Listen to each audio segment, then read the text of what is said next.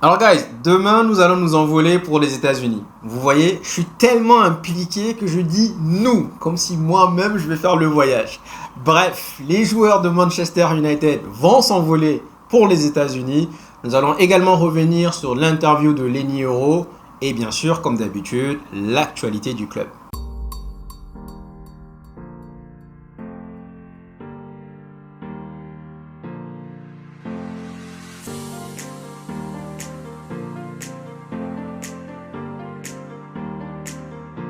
Alors guys, comme je vous le disais, demain, Manchester United s'envolera pour sa tournée aux États-Unis. Alors j'espère vraiment, mais vraiment, que notre club va être ruthless. Ruthless. Ruthless. Impitoyable. On va rapidement prendre l'exemple de Chelsea. Ils ont dit à Chalobah, on t'aime bien, tu es un bon joueur, mais tu ne viens pas avec nous. Tu ne viens pas avec nous. Alors débrouille-toi pour te trouver un nouveau club. Prends tes clics et tes claques, laisse les cloques, ciao bella.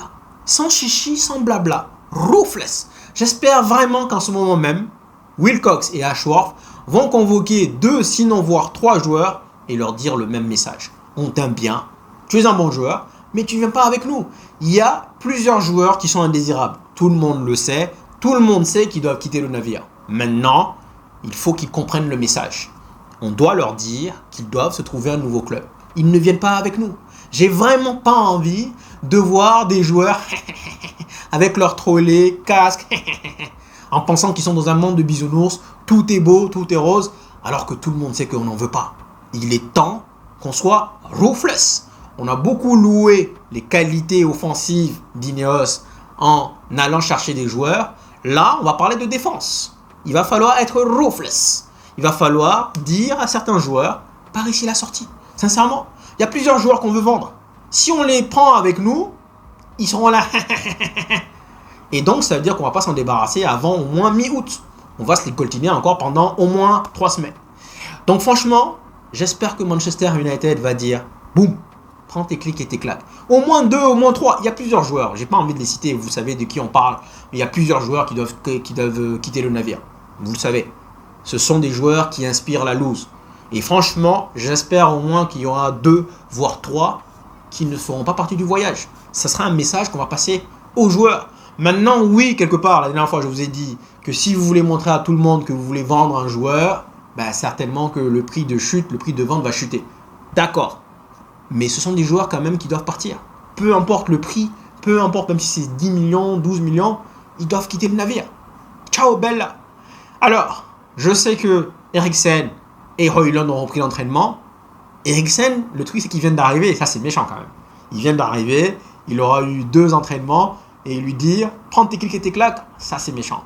Mais j'espère quand même encore une fois qu'on va le faire au moins à 2 ou 3 joueurs. Sancho, on parle de PSG, mais il n'y a pas que le PSG, apparemment la Juventus et Dortmund seraient également dans le coup. Vous voyez encore une fois, Juventus et Dortmund, jusque-là, ils étaient là en train de nous dire, on veut un prêt, on veut un prêt, on veut un prêt, on veut un prêt. Là, maintenant, parce qu'ils ont entendu que le PSG serait sur le point de formuler une offre à hauteur de 40 millions, tout de suite, clink. Ah, on veut le joueur. Nous aussi, on veut le joueur. Bon, tant mieux. Aboul les yotas. Envoyez les sous. Envoyez les sous. Et puis, franchement, il y en a marre. J'entends des discussions qui disent pourquoi pas ne pas faire un échange entre Ugarte et Sancho. Sincèrement, guys, je dis non. Je dis non parce que je me dis... Déjà, moi, je ne suis pas fan pour le transfert de Ugarte. Vous le savez, je sais que beaucoup d'entre vous sont en train de faire les loges du joueur en me disant que c'est un charbonnard, c'est quelqu'un qui va vraiment tout casser. Moi, je ne suis pas fan du joueur. Pourquoi ? Parce qu'encore une fois, je n'aime pas les refoulés. Je n'aime pas les joueurs que le club souhaite s'en débarrasser. Parce qu'il y a forcément un problème quelque part. Si c'est un bon joueur, le club va vouloir le garder. Maintenant, ça, c'est un autre débat. C'est comme Chalobah. J'entends dire, ouais, 10 millions, 15 millions, pourquoi pas, c'est un bon deal. Non! Moi, personnellement, je n'aime pas les refoulés. Sincèrement, je n'aime pas les refoulés. Les refoulés, c'est quoi? C'est un joueur que son club n'en veut plus. Il veut s'en débarrasser. Et donc, à partir du moment où il veut s'en débarrasser, la question, c'est pourquoi? Pourquoi? Si c'est une question de salaire, un peu comme délire, bon, ça encore, c'est un autre débat. Mais si c'est parce qu'il y a autre chose, je regardais les top salaires de Ligue 1, Ugarte n'est pas parmi les top 10. C'est-à-dire qu'il doit avoir un salaire autour de 7-6 millions. Donc, il ne doit pas coûter cher. Il y a au moins 10 joueurs qui touchent beaucoup plus que lui. Dembélé, c'est 20 millions. Ugarte n'est pas dans la liste. Donc Ugarte, le niveau salaire n'est pas dedans. Donc pourquoi on va faire un swap deal? Non, franchement, à bout les yotas. Maintenant, il y en a qui disent est-ce que le PSG va vouloir accepter genre de nous donner Ugarte plus 20 millions? Ça, je ne pense pas. Le PSG réclame 70 millions. Est-ce que Ugarte va se faire vraiment? Sincèrement, ça, c'est une question qu'il faut voir. Mais en tout cas, j'aurais bien aimé voir notre 6. On a déjà eu l'attaquant qui ne sera pas du voyage puisqu'il est en congé. On a eu également Leniro qui va faire lui partir du voyage. On va revenir sur son interview juste après. Mais on a eu également Leniro. On aurait bien voulu avoir un 6. Parce que si Ugarte venait, dans tous les cas, il est en vacances. Il n'allait pas faire partie du voyage. Donc, Eriksen vient d'arriver. McTominay, on sait que Fulham le veut. On sait que West Ham le veut également. Roufless. Quelqu'un m'a dit, il va falloir que je sois un peu plus poli. Parce que oui, je n'aime pas le joueur, mais il va falloir que je me mette à la place des personnes qui l'aiment bien. Et je pense qu'il a raison. Je suis parfois méchant en disant c'est un Et donc, guys, si jamais je vous ai offensé, je retire mes mots. Je n'ai pas vu ça sous cet angle. Ok. Mais en tout cas, pour moi, je suis désolé de vous le dire, mais moi, McTominay, c'est un joueur qui doit partir. C'est un joueur qui doit partir. Et si aujourd'hui, malheureusement, Casemiro, il n'y a pas d'offre, il n'y a pas d'intérêt pour Casemiro, et qu'on veut d'argent, bien sûr, on a besoin d'argent, on vend qui? On vend qui? Pour moi, c'est McTominay, sincèrement. Il faut arrêter d'être sentimentaliste, là. Non, non, non, non, non. Les joueurs qui viennent de l'académie, il y en a plein. On parle de Collier maintenant, qui va faire ses débuts bientôt. Bon, bref, il y en a plein. On en a eu des tas. Et il y en a encore qui vont arriver. Donc, McTominay, oui. C'est un buteur, il marque des buts. C'est vrai que derrière, Roufless. Sincèrement, j'espère que demain, Roufless, on va lui dire, écoute, c'est méchant. C'est vrai que c'est méchant. Mais c'est comme ça qu'on avance. Pas le choix. Sancho, on le vend pas, qu'est-ce qui se passe? Il se rapproche du PSG, qu'est-ce qui se passe? Si il monte dans l'avion, il va rester avec nous jusqu'à mi-août. Non. Si le joueur veut partir, et si nous voulons le vendre, Roufless. Pas de pitié. Ce sont les joueurs, malheureusement, qui sont le plus susceptibles de partir. Avec Bissaka, Roufless. Roufless. Vous allez me dire c'est méchant. Non. Chelsea vient de le faire avec Chalobah. Il y en a qui me disent Chalobah. Non mais gars, sincèrement, Chalobah, déjà, bon, franchement, c'est un joueur de Chelsea. C'est un refoulé. Moi, je me dis, les refoulés, j'en veux pas. Roufless. Donc, encore une fois, guys, c'est méchant. Mais nous sommes dans un monde de requins. Il faut comprendre ça. Si tu es bon, tout le monde va vouloir se battre pour vous garder. Si tu n'es pas bon, il va falloir te montrer la porte, te montrer la sortie. Roufless. Impitoyable. Et donc, j'ai écouté l'interview de présentation de Leniro. Une interview qui dure environ 15 minutes. Et je vous dirai qu'il y a 5 phrases qui m'ont interpellé. 5 phrases que je vais communiquer avec vous tout de suite. La première, c'est un rêve qui se réalise. J'ai envie de dire, stop, stop, stop. Ça suffit les Bauchets. On sait tous que tu voulais aller au Real. On sait tous que nous sommes allés te shipper au Real et que tu voulais aller au Real. Venir nous dire, c'est un rêve qui se réalise. Stop. C'est des phrases qu'on aime entendre, certes. Nous, supporters mancuniens, on aime entendre ce genre de phrases. On se dit, ouais, c'est cool. À un moment donné, stop. Di Maria nous l'a dit. Paul Pogba nous l'a dit. En sachant que tu étais déjà à Manchester, tu as quitté gratuitement pour aller à la Juve. Tu es revenu pour 100 millions. Et tu reviens, tu nous dis, c'est un rêve qui se réalise.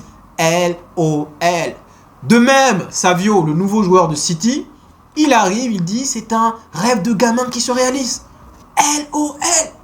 À l'époque où Savio était gamin, tenez-vous bien, City prenait 9-0 contre Middlesbrough. 9-0. Personne, je dis bien personne, en dehors des Mancuniens qui vivent à Manchester, personne n'était supporter de Manchester City à cette époque. Personne. Nobody. Arrêtez vos C'est un rêve de gamin qui se réalise. Stop les Bauchettes. Stop les Bauchettes. On aime bien entendre ça. Oui, c'est beau, c'est flatteur. Manchester United est un grand club, oui. Mais stop les Bauchettes. C'est un rêve de gamin qui se réalise. Non, tu voulais aller au Real. Première phrase.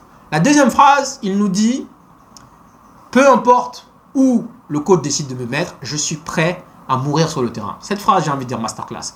Et dans cette phrase, je vois un peu l'état d'esprit du joueur parce que nous avons un autre guerrier au nom de Martinez juste à côté. Je me dis, cette phrase, elle prend forme. Elle a du sens. Parce que j'ai vu un peu comment le joueur est quand il fait le tacle à la dernière minute, là, juste avant que le joueur cadre frappe le joueur de Rangers. On commence à comprendre un peu. Je suis prêt à mourir pour lui. J'ai envie de dire masterclass. Ensuite, il nous a dit également que les meilleurs attaquants qu'il a rencontrés et qu'il a aimés, c'était Mbappé et l'attaquant d'Aston Villa. Son nom m'échappe. Celui qui a marqué la dernière fois là, avec l'équipe d'Angleterre. Ça va revenir plus tard. Guys, j'ai trop de choses en tête.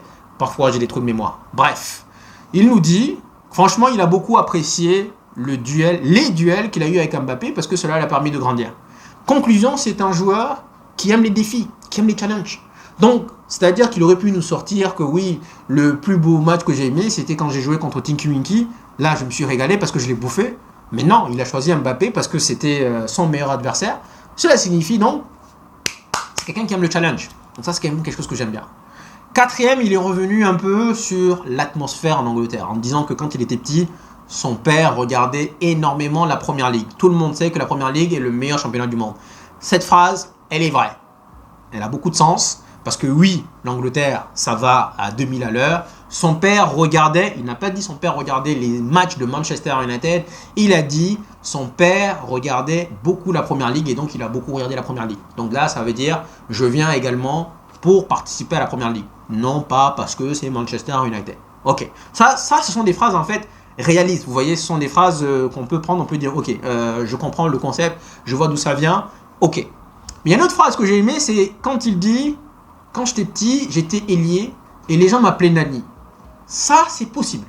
Nani, guys, c'est-à-dire qu'il était ailier, c'est quelqu'un qui a reculé donc avec le temps, il est passé d'ailier à défenseur central. Il disait, les gens l'appelaient Nani par rapport à sa vitesse, par rapport à sa percussion. Ça, j'aime bien, parce que dans le cas où c'est vrai, j'aime bien parce que Nani, c'était un joueur percutant. Et donc, si on peut avoir un défenseur aussi à l'aise balle au pied, je dis masterclass. J'ai envie de saluer tous les jours. Franchement, mon joueur, c'était Nani. Donc peut-être qu'il nous a dit Nani pour nous faire plaisir parce que c'est Nani qui est mancunien.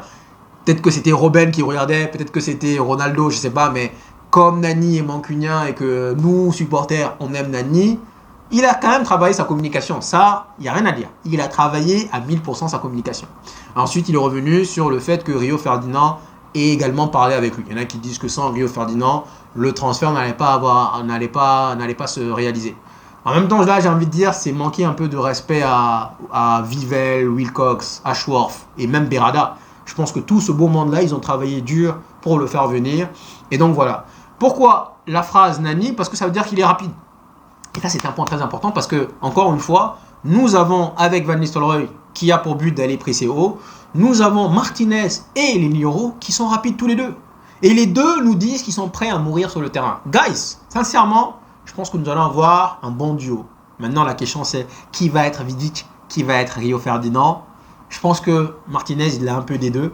Vidic, avec son côté agressif, et même il est très bon balle au pied. Il est tellement à l'aise balle au pied, on dirait Rio Ferdinand. Donc franchement, Martinez, il a les deux. Maintenant, on va voir les Nioro, il va se rapprocher de qui? Probablement, peut-être d'un peu des deux. Il dit aussi également qu'il est très à l'aise balle au pied. Tout ça sont des choses qu'il faut comprendre, qu'il faut prendre note. Mais dans toute son interview, honnêtement, j'ai aimé son interview. La seule chose, encore une fois, c'est un rêve qui se réalise. Ça, on aurait pu s'en passer. Qu'est-ce que vous en pensez, sincèrement? Pour en revenir sur l'actualité du club, guys, le club Palmeiras de Richard Rios nous dit qu'ils ne le vendront pas à moins que l'on paye sa clause libératoire. Et sa clause libératoire est de combien? 75 millions. J'ai envie de dire LOL. Prenez-nous pour des pigeons. C'est bien, magnifique. 75 millions. On parle de Ugarte, 60 millions. Manchester United n'est pas prêt à les payer. On dit, quelque part, on va se rabâcher sur toi, Richard Rios. Peut-être que tu vas être moins cher. Et là, de toute façon, je vous ai dit, c'était une rumeur de dimanche. Pour moi, c'est une rumeur qui ne tient pas la route. C'est une rumeur de dimanche, elle est fake. Mais encore plus maintenant quand on me dit c'est 75 millions. Donc, j'ai envie d'acheter une Ferrari. Je me dis, bon, j'ai pas les moyens d'acheter la Ferrari. Je vais donc aller acheter, une Mercedes. Et là, on me dit que le prix de la Mercedes est plus cher que la Ferrari. LOL. Donc, dans tous les cas, je sais que les gens se sont enflammés. C'est un joueur qui se rapproche beaucoup de Paul Pogba. Mais encore une fois, guys, je ne vois pas ce transfert se faire. Je pense que c'est juste des rumeurs. Et encore moins maintenant qu'on me dit 75 millions. La rumeur, Xavi Simons. Elle est en train de prendre de l'ampleur.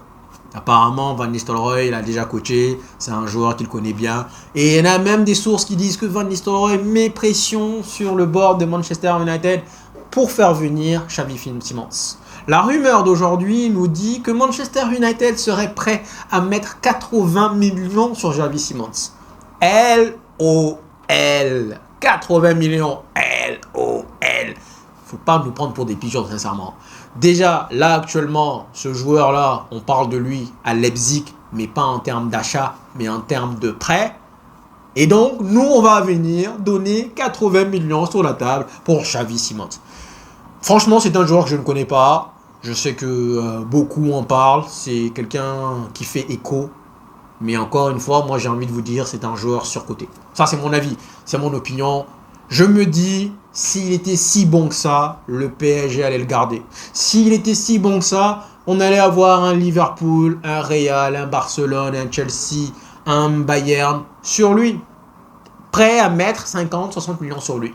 Donc, pour moi, à partir de cet instant, à partir de ces éléments, pas besoin d'aller voir le joueur. Je me dis, personne n'en veut. Personne, grand club n'en veut. Donc, il y a encore moins 80 millions. La rumeur Bruno Fernandes au PSG, je vous l'ai dit encore une fois, rumeur de dimanche. Généralement, les journalistes, ils n'ont rien à faire. Ils arrivent, tout ça, c'est de l'ado. Sancho, oui, ça a du sens. Mais Bruno Fernandes, ok, le PSG va jouer la Ligue des Champions.